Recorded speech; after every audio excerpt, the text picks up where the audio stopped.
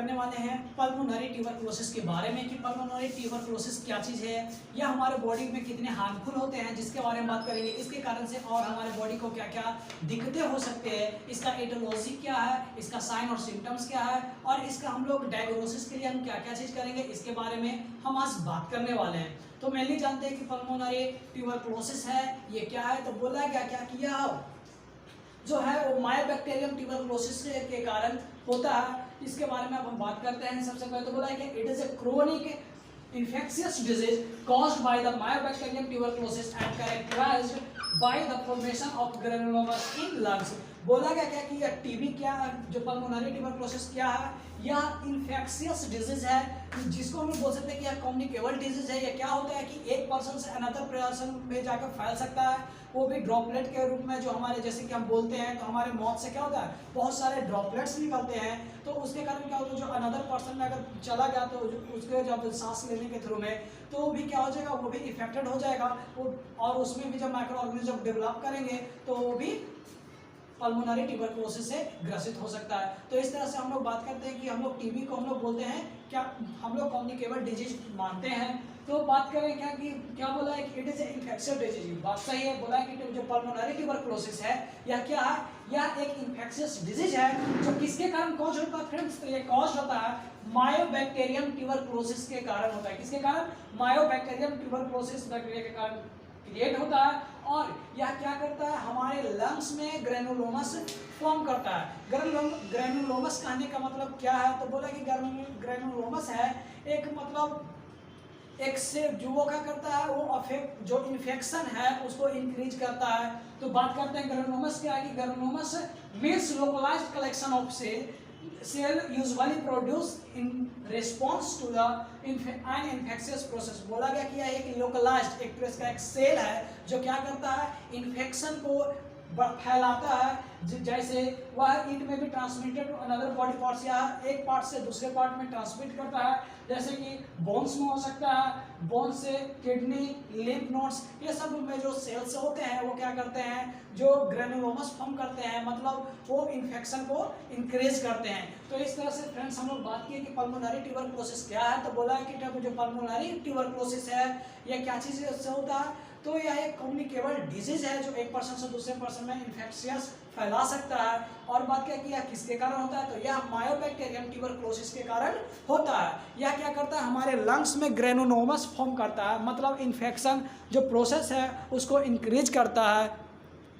तो फ्रेंड्स हम लोग जाने कि ग्रेनुलोमस क्या था, कि एक सेल था लोकलाइज्ड जो क्या करता था, इन्फेक्शन को एक ऑर्गन पार्ट से अदर ऑर्गन पार्ट्स में क्या करता था, वो इन्फेक्टेड कर देता था। अब हम बात करेंगे फ्रेंड्स इसके रिस्क फैक्टर के बारे में कि जो ट्यूबरकुलोसिस है, पल्मोनरी ट्यूबरकुलोसिस है, इसके रिस्क फैक्टर किस किस वजह के कारण हो सकते हैं। तो फ्रेंड्स मेनली अगर किसी का इम्यून सिस्टम अगर कमजोर है तो जिसके कारण यह डिजीज होता है। तो सबसे पहले किसमें हो सकता है फ्रेंड्स, जिसमें माल न्यूट्रिशन, जिसमें न्यूट्रिशन ये सब की कमी हो। सिंपल से कहने का मतलब उसका जो इम्यून पावर है वो क्या कमजोर हो। सेकंड, एक्सेस अल्कोहल एडिक्शन, जो ज्यादा मात्रा में क्या लेता हो, अल्कोहल यूज करता हो उसको। तो जो फ्रेंड जो अल्कोहल यूज करेगा उसका भी क्या हो जाता है, इम्यून सिस्टम है वो क्या होता है, वीक हो जाता है। फिर बात करते हैं infant and children under 5 years age. बोलने का मतलब इन्फेंट जो बच्चों में क्या है उसका भी इम्यून पावर होता है वो कम होता है, जिसके कारण भी उसमें भी अफेक्टेड करता है पल्मोनरी ट्यूबरकुलोसिस। उसके बाद हम बात किए इम्यून सप्रेस क्लाइम, मतलब जो हमारे इम्यून सिस्टम को जो सप्रेस करता है, उसको लो करता हो, उसमें भी क्या हो सकता है, पल्मोनरी ट्यूबरकुलोसिस हो सकता है। फिर बोला है कि HIV इन्फेक्शन जो जिससे है, तो बोला है कि HIV इन्फेक्शन जिसमें है वो क्या होगा फ्रेंड्स, उसका इम्यूनिटी पावर है वो और बहुत ही कमजोर होगा, जिसके कारण इजिली पल्मोनरी ट्यूबरकुलोसिस हो सकते हैं। लास्टली जो बचा वो क्या है फ्रेंड्स, स्मोकिंग के कारण भी इम्यून सिस्टम को कमजोर करता है वो, जिसके कारण क्या होता है, हम लोग को पल्मोनरी ट्यूबरकुलोसिस हो सकता है। तो इस तरह से फ्रेंड्स हम लोग जाने के रिस्क फैक्टर क्या क्या हो सकता है जिसके कारण हम लोग को पल्मोनरी ट्यूबरकुलोसिस हो सकता है। अब हम बात करने वाले हैं फ्रेंड्स इसके पल्मोनरी ट्यूबरकुलोसिस है उसके क्लिनिकल मैनिफेस्टेशन के बारे में। क्लिनिकल मैनिफेस्टेशन का मतलब होता है फ्रेंड्स उसके साइन और सिम्टम्स के बारे में कि क्या होता है। तो फ्रेंड जब ईयरली टाइम में, जब स्टार्टिंग टाइम में जब पल्मोनरी ट्यूबरकुलोसिस होता है तो उस पेशेंट में कोई भी साइन एंड सिम्टम्स नहीं दिखते हैं। लेटर बहुत दिन के बाद वह शो करता है। तो इसमें जब बाद में कब होगा, जब उसका इम्यून सिस्टम पूरे कमजोर होने लगता है, कोई और डिजीज उस पर और अटैक करने लगता है, तो जिसके कारण से हम लोग को पता चलता है कि नहीं इसको डिजीज है। तब हम लोग जब उसको जब चेकअप वगैरह करवाते हैं, ब्लड टेस्ट सब जो करवाते हैं, तो हम लोग को क्या पता चलता है कि उसे टीबी है। तो स्टार्टिंग टाइम में कोई भी साइन और सिम्टम्स नहीं शो करता है। तो बोला है कि in pulmonary TB patient is free from the symptoms in yearly. जब भी पेशेंट जो पल्मोनरी ट्यूबरकुलोसिस से जो होता है वो क्या होता है, शुरू में उसका कोई भी साइन सिम्टम्स नहीं होते हैं। बोला कि in lateral stage some symptoms are find out. Lateral stage में क्या होता है, कुछ कुछ साइन सिम्टम्स दिखता है, जैसे में फटीग्यूड, थकावट उसको महसूस होता है, anorexia, low grade fever, weight loss, cough, chest pain. बोला गया कि जब वो उसको जब बाद में पता चलता है तो क्या होता है, फटीग्यू होता है, थकावट होता है, एनोरेक्सिया, उसको खाने पीने में कोई मन नहीं लगता है, फीवर रहेगा, पेन करेगा, वेट लॉस होगा, कफ होगा, ये सब क्या है साइन एंड सिम्टम्स है। लेकिन जब एक्यूट रहेगा, एक्यूट फेज में क्या होता है, सिर्फ हाई फीवर शो करता है, चिल्स होता है, प्लेरेटिक पेन करेगा और प्रोडक्शन ऑफ कफ होगा, कफ का प्रोडक्शन होता है। तो इस तरह से फ्रेंड्स हम लोगों ने बात किया क्लिनिकल मैनिफेस्टेशन के बारे में जो ट्यूबरकुलोसिस का होता है कि क्या क्या शो करता है। तो हम लोग क्या जाने कि जो एक्यूट टाइम में या कोई भी मतलब जो स्टार्टिंग पीरियड होता है ट्यूबरकुलोसिस का, पल्मोनरी ट्यूबरकुलोसिस का, उस टाइम में कोई भी साइन एंड सिम्टम्स नहीं शो करता है। लैटरल स्टेज में साइन एंड सिम्टम्स शो करता है। तो फिर उसके बाद हम बात किए कि एक्यूट में क्या क्या साइन एंड सिम्टम्स शो करता है, जिसके बारे में हम बात किए। अब हम फ्रेंड्स बात करने वाले हैं पैथोफिजियोलॉजी ऑफ पल्मोनरी ट्यूबरकुलोसिस के बारे में कि इसका पैथोफिजियोलॉजी क्या है। तो क्या होता है फ्रेंड्स, सबसे पहले जो मायोबैक्टीरियम बैसिलाई है वो क्या होता है, इनहेल होता है। जब हम सांस लेते हैं तो उसके थ्रू इनहेल होता है और वो क्या होता है एयर वे के थ्रू कहाँ पहुंच जाता है, हमारे एल्वियोलाई में पहुंच जाता है। एल्वियोलाई में जाने के बाद क्या होता है फ्रेंड्स, उसका मल्टीप्लिकेशन करता है। मल्टीप्लिकेशन करने के बाद वो ग्रो करता है। ग्रो होने के बाद क्या करता है, वो ट्रांसफर ऑफ लिम्फ सिस्टम, जो हमारे लिम्फ सिस्टम है या फिर ब्लड सिस्टम बोलते हैं, उसमें क्या हो जाता है, ट्रांसफर हो जाता है, उसमें चला जाता है। और जो हमारी इम्यून रिस्पॉन्स है उसको जाके क्या करता है, उसमें वो दिक्कत पहुंचाने लगती है। और जिसमें क्या होता है कि उसके बाद जो फाइगोसाइट्स होते हैं वो बहुत सारे बैक्टीरिया होता है उसको इंगल्फ करता है।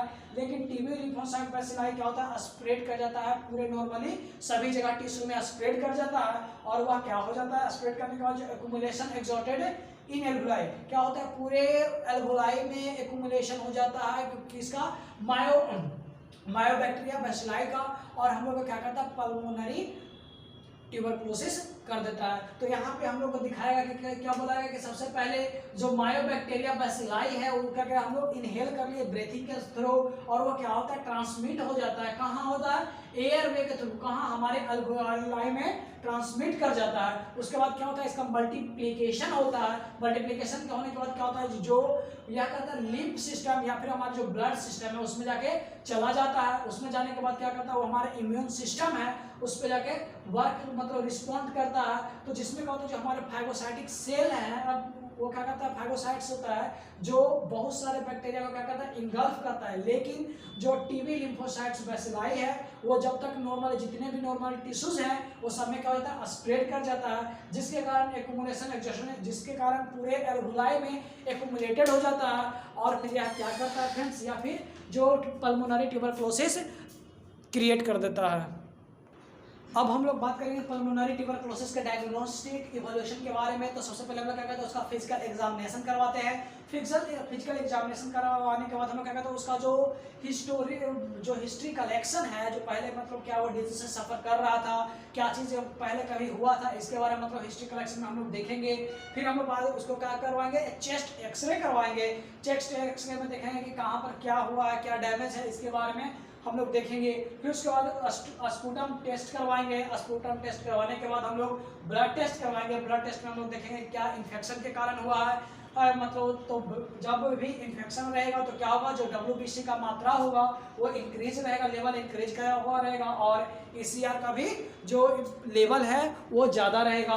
तो इस तरह से फ्रेंड्स हम लोगों ने बात किया कि पल्मोनरी ट्यूबरकुलोसिस क्या है, या क्या इसका जो रिस्क फैक्टर क्या क्या हो सकते हैं, इसका कॉज एंड सिम्टम्स क्या क्या है, ये सब के बारे में आज हम बात किए हैं। तो friends please like and subscribe my channel and share more and more.